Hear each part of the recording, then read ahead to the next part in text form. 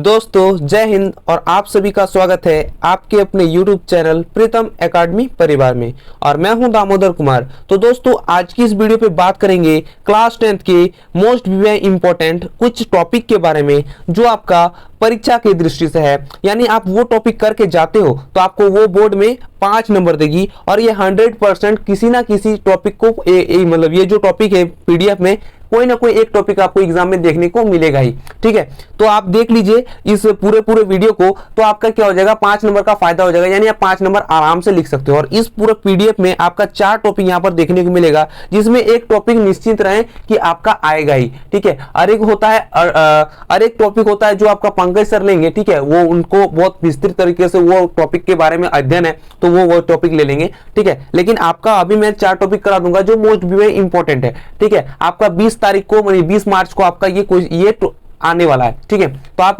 इस क्वेश्चन को कर लीजिए तो आपका बहुत ही ज्यादा फायदा होने वाला है। तो ये जो क्वेश्चन है, क्वेश्चन में बोल सकता हूं यानी टॉपिक है, तो टॉपिक को किस प्रकार से क्वेश्चन बना के देगा कि जोसेफ मैथ्यूनी की जीवन आत्मकथा को किस प्रकार से व्यतीत किया लिखें। फिर बोलेगा जोसेफ मैथ्यूनी पर 250 वर्ड का टिप्पणी करें। जोसेफ मैथ्यूनी पर टिप्पणी करे लिख देगा। जोसेफ मैथ्यूनी कौन था, इनके द्वारा किए गए कार्यों को लिखे। तो इससे आप क्या कर सकते हो, ये जो पूरा का पूरा इसके बारे में जो समरी है इसको पढ़ लेंगे तो आपका ये सब क्वेश्चन छूटने वाला नहीं है। मतलब ये समरी को पूरा का पूरा लिख देते हो तो आपका उस क्वेश्चन का आंसर कंप्लीट आंसर बन जाता है। ठीक है, तो ज्यादा बात ना करते हुए सीधा हम लोग उस टॉपिक को अध्ययन करते हैं, यानी पढ़ते हैं। और आपको यदि वीडियो अच्छा लगा तो बताइएगा लास्ट में कमेंट सेक्शन पे कि वीडियो आपको किस प्रकार से लगा और हम लोग को क्या क्या इंप्रूवमेंट और करना चाहिए। ठीक है, तो चलिए अब आप लोग देखते हैं टॉपिक को। तो पहला टॉपिक देख सकते हो जोसेफ मैथ्यूनी पर है। ठीक है, जोसेफ मैथ्यूनी पर ऑब्जेक्टिव क्वेश्चन आप पढ़े होगे तो आपको पता होगा कि आपका जोसेफ मैथ्यूनी का जन्म पूछा होगा, या फिर आपका पूछा होगा जोसेफ मैथ्यूनी के द्वारा गुप्त संगठन क्या था, तो कार्बोनारी गुप्त संगठन था। जोसेफ मैथ्यूनी द्वारा यंग इटली और यंग यूरोप का स्थापना हुआ था, ये सब पूछा था। ठीक है, तो इन्हीं सबको लिखना है और एक क्या करना है, 250-200 वर्ड का एक टॉपिक बना देना है। ठीक है, तो वही हम लोग समरी बनाए हुए, आप एक बार ध्यान से पढ़िए। तो देखिए क्या है, पहला कि जोसेफ मैथ्यूनी इटली का मसीहा था।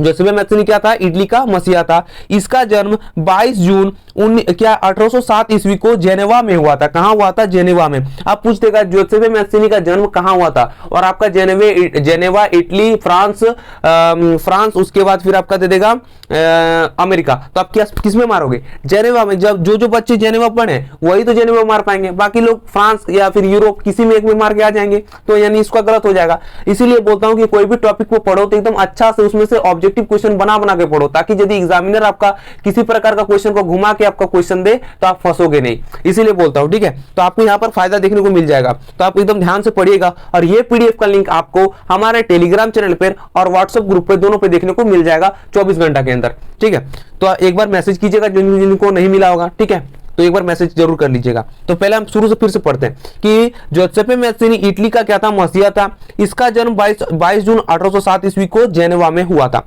ठीक है, वह कार्बोनारी का गुप्त संगठन का सदस्य बन गया था। किसका गुप्त संगठन बन गया था, कार्बोनारी का गुप्त संगठन बन गया था।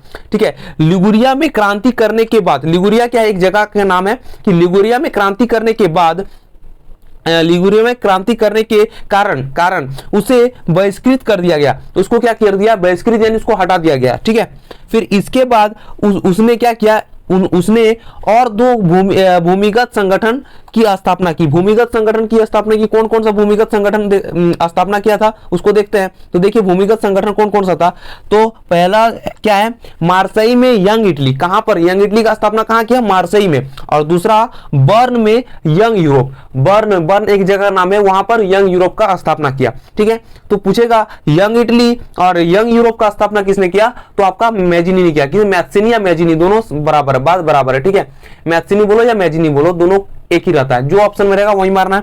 या फिर पूछ देगा क्वेश्चन आपका कि यंग यूरोप का स्थापना कहां किया गया, तो आपका ऑप्शन रहेगा 4 ऑप्शन, उसमें से आपका एक बर्न रहेगा, तो किसमें मारोगे, बर्न में मारोगे। ठीक है, उस प्रकार सारे क्वेश्चन बनता है कि पहला मसीहा यंग इटली, मैंने पहला मसीहा यंग इटली। ठीक है, तो मसीहा में कौन सा गुप्त संगठन का स्थापना किया गया, तो क्या बोल सकते हो, यंग इटली का स्थापना किया गया। इस प्रकार से आपका क्वेश्चन बनते जाएगा। ठीक है, चलिए आगे देखते हैं।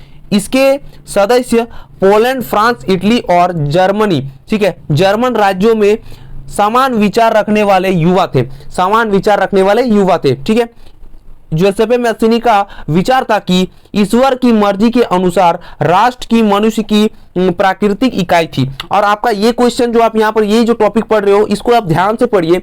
मैं क्यों पढ़ने बोल रहा हूँ, क्योंकि ये 2022 में आपका 10th के क्वेश्चन में देखा गया था ये क्वेश्चन, और बहुत सारे बच्चे 90% बच्चे गलत करके आए थे, नेपोलियन मार के आए थे, जबकि उसका आंसर जोसेफे मैस्सिनी होगा। ठीक है, ये बहुत सारे बच्चे हम लोग के जो ऑफलाइन बैच के बच्चे वो लोग गलत मार के आए थे। सोचिए कितना इंटरेस्टिंग सा क्वेश्चन है ये। ठीक है, तो आप एक बार ध्यान से इसको पढ़िएगा, इसलिए मैं ये करा दे रहा हूं ताकि आपका अंदर से भी क्वेश्चन पूछे तो आप फंसोगे नहीं।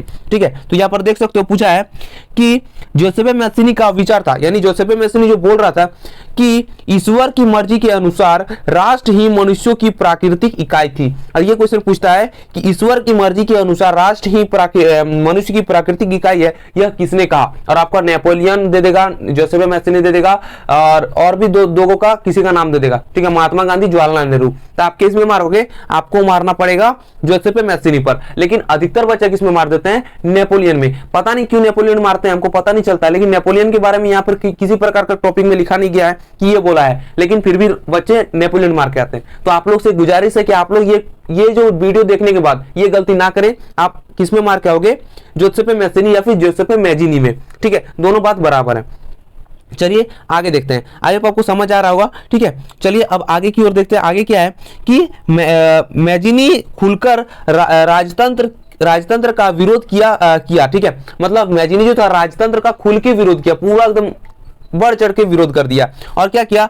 राजतांत्रिक के स्थापना से अपने सपनों में रूढ़िवादियों को हरा दिया। मतलब उसको रूढ़िवादी से प्रॉब्लम था और रूढ़िवादी को क्या कर दिया? हटा दिया। ठीक है, उस पे विजय पा लिया। उसने अपनी किताब क्या है? ड्यूटी ऑफ मैन में राष्ट्र प्रेम का आदर्श प्रस्तुत किया। ठीक है, अब आपका क्वेश्चन पूछ देगा यहाँ पर भी क्वेश्चन बनता है कि ड्यूटी ऑफ मैन का लेखक कौन है? तो इसमें लेखक कौन है? तो इसका लेखक आप यहां पर पढ़ सकते हो, कौन है? जोसेफे मैस्सिनी या फिर मैजिनी। ठीक है, ये दोनों आंसर होगा, तो आप आराम से इसको लगा के आओगे। ठीक है, कि ड्यूटी ऑफ मैन का स्थापना किसने किया? इसका सही आंसर क्या हो जाएगा? स्थापना नहीं, मतलब किसने लिखा, लेखक कौन है इसका? तो आपका हो जाएगा, क्या हो जाएगा आपका? इसका आंसर हो जाएगा जोसेफे मैस्सिनी। ठीक है, आए आपको समझ आ गया। चलिए अब आगे की ओर देखते हैं, आगे आपको क्या क्या क्वेश्चन देखने को मिलेगा। फिर आपका रूढ़िवादी को हरा दिया। उसने अपनी किताब ड्यूटी ऑफ मैन में राष्ट्रवाद के प्रेम का प्रस्तुत किया। अब पूछोगे ड्यूटी ऑफ मैन में क्या प्रस्तुत किया गया था? तो राष्ट्र प्रेम को क्या किया था? प्रस्तुत किया था। फिर क्वेश्चन आगे बनता है कि जोसेफे मैस्सिनी का यह मानना था कि खंडित राष्ट्रों के एकीकरण के बाद ही राष्ट्र में मानवता का विचार संभव है। और यह भी पूछ सकता है आपका कि खंडित राष्ट्रों के एकीकरण के बाद ही राष्ट्रीय में मानवता का विकास संभव है। यह किसने कहा या यह विचार किसका था? यह भी क्या होगा? जोसेफे मैस्सिनी का होगा। तो आई होप आपका ये टॉपिक पढ़ने के बाद आपका इतना क्वेश्चन क्लियर हो गया होगा। ठीक है, तो ये आप याद कर लेते हो तो आपको बहुत सारा ऑब्जेक्टिव क्वेश्चन क्लियर हो जाता है, और बहुत सारा आपका मतलब ये जो पूरा टॉपिक बोल देगा कि आपको लिखना पड़ेगा जोसेफे मैस्सिनी पर 250 वर्ड का क्या लिख दें, जीवनी लिख दे, उसका वो क्या क्या कार्य किया था वो लिख दे, या फिर टिप्पणी करें। तो ये आप आराम से इसको लिख दोगे तो आपका क्या 5 में 5 नंबर मिल जाएगा, क्योंकि मैंने ऑफलाइन बैच में बहुत सारे बच्चों को ये करवाया है और वो लोग लिख के आए तो उसको फुल में फुल मार्क्स मिला है। ठीक है, तो चलिए अब आगे की ओर बढ़ते हैं, आगे का टॉपिक देखते हैं कि आगे कौन सा टॉपिक है। तो पहले यहाँ पर और एक टॉपिक आप यहाँ पर देख सकते हो आ गया कि राष्ट्रवादी संघर्षों में महिलाओं की भूमिका पर टिप्पणी लिखें।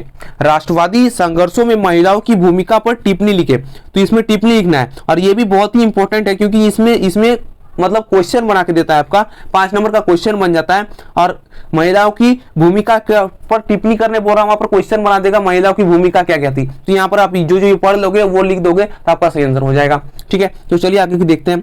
तो आगे क्वेश्चन में आप यहाँ पर आंसर ये बन जाता है कि यूरोप में लगभग सभी राज्यों France, Germany, Italy, Austria, Hungary में महिलाओं में राष्ट्रीय आंदोलन के बाद बढ़ चढ़कर भाग लिया। किसमें बढ़ चढ़कर? मतलब बहुत ज्यादा ही भाग लिया। ठीक है, बढ़ चढ़कर क्या किया? भाग लिया। उसके बाद है उन्होंने देश के एकीकरण, प्रजातांत्रिक संघर्ष एवं संवैधानिक प्रयत्न में पूर्ण सहयोग दिया। ठीक है, पूर्ण सहयोग दिया। महिलाओं ने अपने अलग अलग राजनीतिक संगठनों का निर्माण किया और देश में होने वाली राजनीतिक गतिविधियों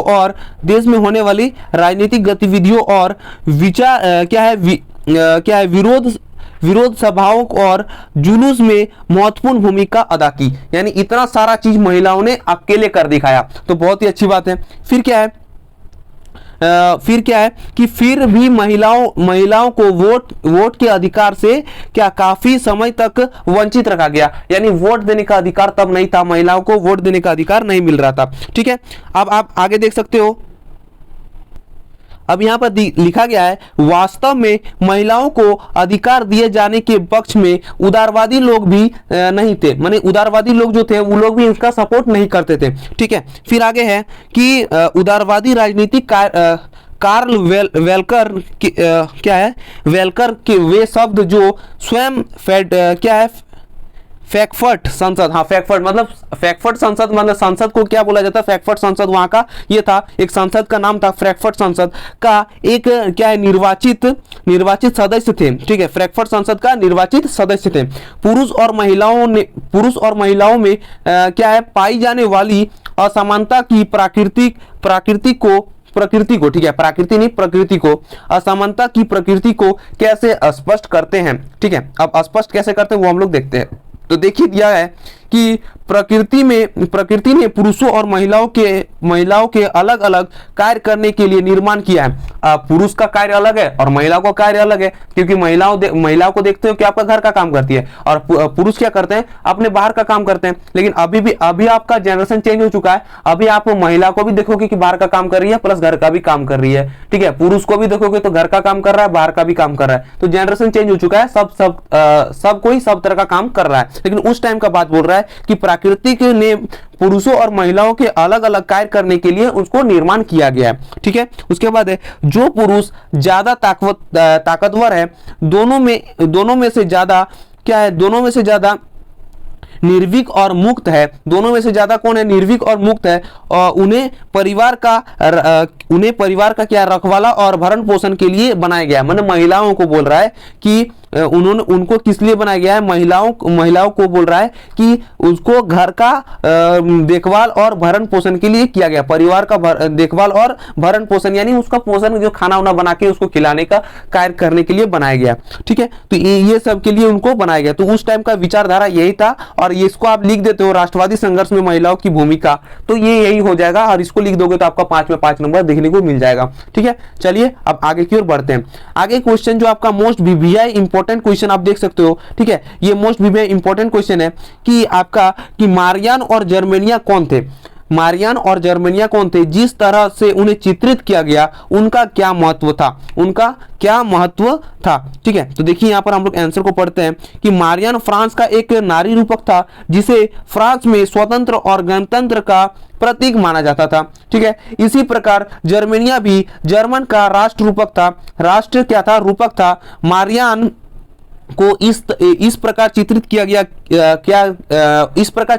गया था कि वे राष्ट्र राज्य के विचार को प्रदर्शित करते थे। वे राष्ट्र राज्य के विचार को क्या करते थे, प्रदर्शित करते थे। वे इस तरह अपने देश को क्या प्रतिनिधित्व करते थे, मानो वह एक व्यक्ति हो। क्या था, मतलब राष्ट्र रूपक यानी एक मूर्ति था। ठीक है, और मूर्ति से उन लोग को ऐसा प्रोत्साहन मिलता था कि उन लोग को फील होता था कि ये मानो एक क्या है, मनुष्य है, मानो ये एक व्यक्ति है जो हम लोग को क्या कर रहा है, सपोर्ट कर रहा है, हम लोग को प्रोत्साहन दे रहा है। ठीक है, और क्या है, राष्ट्र निर्माण में महत्वपूर्ण भूमिका का निर्वहन किया। राष्ट्र निर्माण यानी राष्ट्र को बनाने में उसको भूमिका जो उसको उनमें जोश जो लाया वो कौन लाया, यही मारियान और जर्मेनिया ही लाया। ठीक है, दोनों राष्ट्र रूपक ही, दोनों मूर्ति ही लाया था। ठीक है, तो बहुत ही बड़ी भूमिका ये दोनों को निर्वाह किया। ये दोनों जो देख रहे हो कौन, मारियान और क्या है, जर्मेनिया। ठीक है, चलिए अब आगे देखते हैं। उसे लाल टोपी और तिरंगा और कलगी के साथ दिखाया गया। कलगी किसको, जर्मेनिया को। मारियान को इसमें दिखाया गया था। ठीक है, अब जर्मेनिया को देखें, जर्मियान सॉरी मारियान को ये भी दिखाया गया। मारियान को किससे दर्शाया गया था, मतलब उसको क्या क्या पहनाया गया था उस मूर्ति को, तो लाल टोपी और तिरंगा और कलगी के साथ दिखाया गया था। ठीक है, किसको, मारियान को। उसकी प्रतिमा क्या, उसकी प्रतिमा सार्वजनिक चौराहों पर लगाई गई, माने एक मूर्ति नहीं था, वही मूर्ति सेम मूर्ति बहुत सारे चौराहों पर, माने बहुत जगह मोड़ जिसको बोलते हैं, बहुत सारा जो जहां पर आदमी का भीड़ होता है वहां पर लगाया गया, ताकि लोगों को एकता के राष्ट्र प्रतीक की याद आती रहे और उनमें जोश आती रहे। उनमें वो जब तक देखेंगे नहीं किसी चीज को, कैसे उस पर उनमें जोश आएगा। ठीक है, इसलिए क्या किया, हर चौराहों पर लगा दिया गया, जहां पर आपका ज्यादा भीड़ होता है वहां पर लगा दिया गया, ताकि लोगों को इस मूर्ति को देख के अंदर से जोश आए और वो देश के लिए कुछ करे, देश के लिए लड़े। ठीक है, और राष्ट्रवाद का क्या, अपने राष्ट्र का निर्माण किया इसी प्रकार से। ठीक है, अब इसी प्रकार हम लोग देखेंगे जर्मेनिया को। जर्मेनिया क्या था, इसी तरह जर्मेनिया ने क्या किया, जर्मेनिया को किससे दर्शाया गया, तो ब्लूत वृक्ष के पत्तों और ब्लूत एक वृक्ष है जिसका नाम है। ठीक है, तो ब्लूत वृक्ष के पत्तों के मुकुट से सजाया गया, क्योंकि जर्मेनिया में ब्लूत वृक्ष को क्या माना जाता था, वीरता का प्रतीक माना जाता था, और इसीलिए उनको किससे सजाया गया, ब्लूत वृक्ष के मुकुट से सजाया गया। और इस प्रकार से आपका ये क्वेश्चन का कंप्लीट आंसर बन जाता है, और ये आप लिख देते हो तो आपका 5 में 5 नंबर देने से कोई नहीं रोक सकता, कोई एग्जामिनर आपका हिम्मत नहीं होगा कि आपका कॉपी को थोड़ा भी काट सके। ठीक है, चलिए अब और एक टॉपिक जो बचा है वो क्या है, काउंट कैमिलियो काबूर। ठीक है, जोसेफ मैथ्सिनी, काउंट कैमिलियो काबूर, ये भी पूछता है। ठीक है, तो इसको भी हम लोग देखते हैं, इसका भी मतलब उतना ज्यादा बड़ा कुछ आंसर नहीं है, बस थोड़ा सा टिप्पणी है, तो इसको भी देख लीजिए। तो काउंट कैमिलियो काबूर इटली का मंत्री प्रमुख था, जिसे इटली के प्रदेशों को एकीकृत करने वाले आंदोलन का नेतृत्व किया गया। ठीक है, इटली के किसको, प्रदेशों को एकीकृत करने के लिए क्या किया, उनको आंदोलन का नेतृत्व किया गया। वैचारिक तौर पर न तो यह क्रांतिकारी था और ना ही राजतंत्र में विश्वास रखने वाला। ठीक है, ना तो ये क्या था, क्रांतिकारी था और ना राजतंत्र में विश्वास रखने वाला। इतालवी अभिजात वर्ग के तमाम अमीर और शैक्षणिक सदस्यों की तरह यह इतालवी भाषा में कहीं बेहतर फ्रेंच बोलते थे। इतालवी एक भाषा है। ठीक है, इतालवी क्या है, एक भाषा है जिससे बेहतर ये क्या बोल लेता था, जिससे बेहतर ये क्या बोल लेता था, यहाँ पर देख सकते हो, उससे बेहतर ये क्या बोल, फ्रेंच बोल लेता था, फ्रेंच भाषा बोल लेता था। ठीक है, उसके बाद क्या है, अतः इटली के सम्राट विक्टर इमैनुअल ने उसे 1852 ईस्वी को सार्डिनिया पीडमोंट का प्रधानमंत्री बना। ठीक है, और अतः देखिए विक्टर इमैनुअल ने किसे 1852 ईस्वी को प्रधानमंत्री बनाया, तो क्या हो जाएगा, इसका आंसर क्या हो जाएगा, विक्टर काउंट कैमिलियो काबूर। ठीक है, और उसके बाद क्या है, यदि ऐसा यदि क्वेश्चन एक पूछ दे ऑब्जेक्टिव में कि 1852 ईस्वी में सार्डिनिया पीडमोंट का प्रधानमंत्री कौन बना, तो इसका भी आंसर क्या हो जाएगा, इसका भी आंसर काउंट कैमिलियो काबूर होगा। और फिर और एक क्वेश्चन यहाँ पर बन सकता है कि विक्टर इमैनुअल ने काउंट कैमिलियो काबूर को प्रधानमंत्री कब बनाया, तो इसका सही आंसर क्या हो जाएगा, 1852 ईस्वी को। और इस प्रकार से आपका ऑब्जेक्टिव क्वेश्चन भी यहाँ पर बहुत सारा क्लियर हो जाता है। ठीक है, तो आई होप आप पीडीएफ को अच्छा से पढ़ेंगे। पीडीएफ आपका डाउनलोड लिंक दिया हुआ है, आप जाके डिस्क्रिप्शन में चेक कीजिए, आपका व्हाट्सएप ग्रुप और टेलीग्राम ग्रुप में आपको मिल जाएगा, आप ज्वाइन होकर उसको आराम से पा सकते हो। ठीक है, चलिए आप देखते हैं, क्या है, उसने यहाँ पर आर्थिक और शैक्षणिक कृषि के विचार के लिए कार्य किया। आर्थिक कृषि और क्या विचार के लिए, शिक्षा और कृषि के लिए क्या किया, कार्य किया। ठीक है, और सेना में सुधार किया, जितना भी सेना थे उसमें क्या किया, सुधार किया। उसने फ्रांस व सार्डिनिया पीडमोंट के बीच एक कूटनीति संधि की। अपनी इन कूटनीति चालों के कारण उसमें इटली की समस्याओं की तरह यूरोप के देश का ध्यान आकर्षित किया। यूरोपीय देश का ध्यान क्या किया, अपनी ओर आकर्षित किया। 6 जून 1861 ईस्वी में, माने 6 जून 1861 में उसकी मृत्यु हो गई। ठीक है, तो यहाँ पर ऑब्जेक्टिव क्वेश्चन और एक बनता है कि विक्टर इमैनुअल ने क्या, काउंट कैमिलियो काबूर, ठीक है, काउंट कैमिलियो काबूर का मृत्यु कब हुआ, तो इसका हो जाएगा 6 जून 1861 ईस्वी को हुआ। ठीक है, फिर भी यह अपने उद्देश्य को प्राप्त करने के लिए सफल रहे। उन्होंने क्या है, उन्होंने नहीं है, क्या रहे, उद्देश्य में क्या सफल रहे। उसके बाद क्या है, फिर भी वह अपने उद्देश्य को प्राप्त करने के लिए सफल रहे। उनके कारण 18 फरवरी 1861 ईस्वी में 18 फरवरी 1861 क्या है 18 फरवरी 1861 ईस्वी में इटली की संसद में विक्टर इमैनुअल को इटली का सम्राट घोषित किया गया। ठीक है, आप बोलेगा विक्टर इमैनुअल को इटली का सम्राट कब घोषित किया गया, इसका आंसर क्या हो जाएगा 18 फरवरी 1861 ईस्वी में। ठीक है, यहां पर आपका एक ऑब्जेक्टिव क्वेश्चन यहां भी आपको देखने को मिल जाएगा। ठीक है, फिर क्या है, इटली का एकीकरण संभवतः हुआ, मतलब इटली का एकीकरण संभवतः मैंने खत्म हो गया, इटली का एकीकरण हो गया, कब हुआ 1861 को इटली का एकीकरण हुआ। ठीक है, ये आपका यहाँ पर एक मतलब बहुत ही बड़ा डाउट वाला क्वेश्चन क्लियर होता है कि इटली का एकीकरण कब हुआ। जर्मन का एकीकरण और इटली का एकीकरण 90% बच्चों को इसमें प्रॉब्लम होता है, और यहाँ तक कि मुझे भी प्रॉब्लम था। जब तक मैंने इसको अच्छा से पढ़ा नहीं, इसको बनाया नहीं,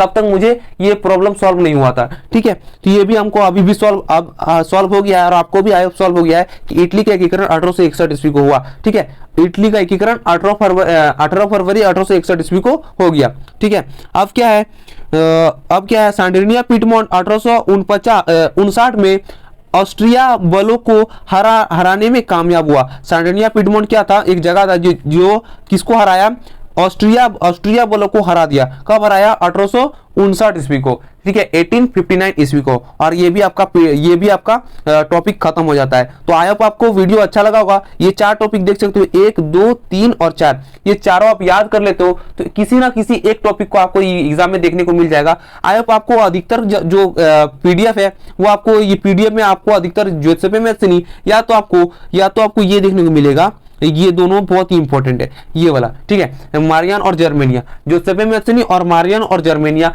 ये आप 2 टॉपिक करके, यदि 4 को टॉपिक याद नहीं हो रहा है, यदि 2 भी टॉपिक करके जाते हो तो एक टॉपिक आपको देखने को मिल जाएगा, ज्यादा चांसेस है आने का। लेकिन आप चारों टॉपिक करके जाओ, मेरा यही मानना होगा कि आप चारों टॉपिक करके जाओगे तो आप फंसोगे नहीं, आपको कोई भी टॉपिक दे दे आप लिख के जरूर आओगे। ठीक है, तो आई होप वीडियो आपको अच्छा लगा होगा। मिलते हैं किसी नेक्स्ट वीडियो पे, तब तक के लिए जय हिंद, जय भारत, और आपका दिन शुभ हो।